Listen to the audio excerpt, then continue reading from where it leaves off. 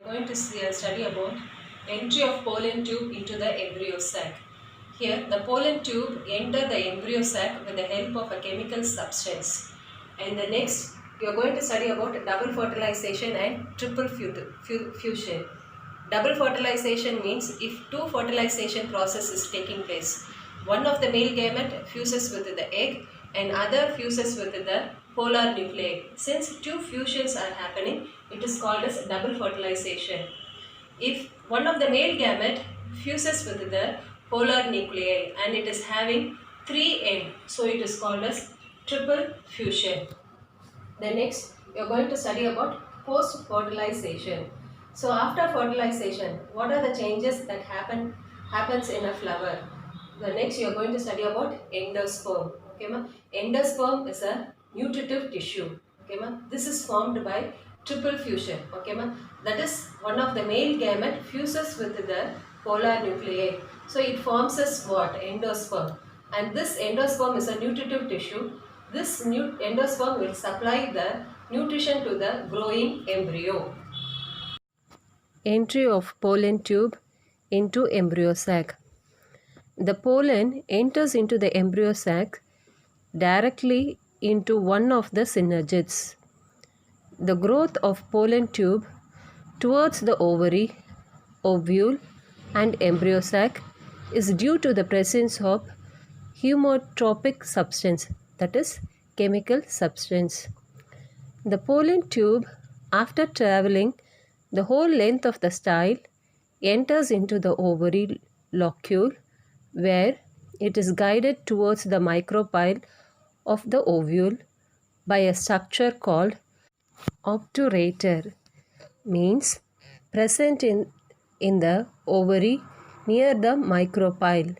It is an outgrowth of the placenta which nourishes and guides the pollen tube to micropyle. After reaching the embryo sac, a pore is formed in the pollen tube wall as its apex are just behind the apex. The content of the pollen tube, that is, the two male gametes, vegetative nucleus and the cytoplasm, are discharged into the synergids into which the pollen tube enters. The pollen tube does not grow beyond it in the embryo sac. The tube nucleus disintegrate. Double fertilization and triple fusion. Both the male gamete released from a male gametophyte are involved in the fertilization. They fertilize two different components of the embryo sac. Since both the male gametes are involved in the fertilization, the phenomena is called double fertilization. Out of the two male gamete, one fertilizes the egg and the other one fertilizes the polar nuclei. Since both the male gametes are involved in fertilization, the phenomena is called double fertilization. The second gamete migrates to the central cell which fuses with the polar nuclei and forms primary endosperm nucellus. Since this involves the fusion of three nuclei, this phenomena is called triple fusion. Post-fertilization structure and events. After fertilization, several changes take place in the floral parts up to the formation of the seed. The events after fertilization, that is, formation of endosperm, embryo development, formation of seed, fruits, are called post-fertilization change. Endosperm. The primary endosperm nucleus divides immediately after fertilization, but before the zygote starts to divide into an endosperm. The primary endosperm nucellus is the result of the triple fusion and thus has 3n number of chromosomes. It is a nutritive tissue and regulatory structure that nourishes the developing embryo. Depending upon the mode of development, there are three types of endosperm. They are nuclear endosperm, cellular endosperm, and helobial endosperm. Nuclear endosperm. Primary endosperm nucleus undergoes several mitotic division without cell wall formation. Thus, a free nuclear condition exists in the endosperm. Example, coccinea. Cellular endosperm. Primary endosperm nucellus divide into two nuclei and it is immediately followed by the wall formation. Subsequent division also follows cell wall formation. Example, Helanthus. Helobial endosperm. Primary endosperm nucellus moves towards the base of the embryo sac and divides into two nuclei. Cell wall formation takes place, leading to the formation of a large micropylar and a small cell chamber.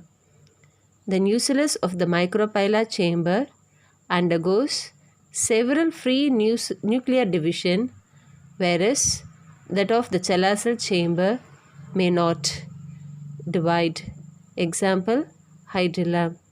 The endosperm may either be completely consumed by the developing embryo or it may persist in the mature seed. Those seeds without endosperm are called non-endosperms or X-albuminous seed. Example, P.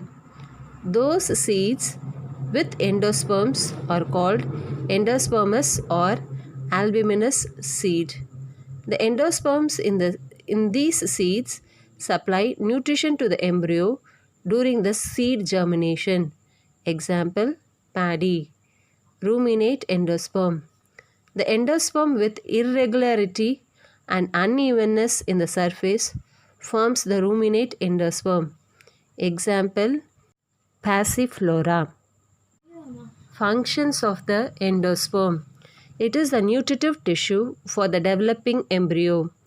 In majority of the angiosperm, the zygote divides only after the development of the endosperm.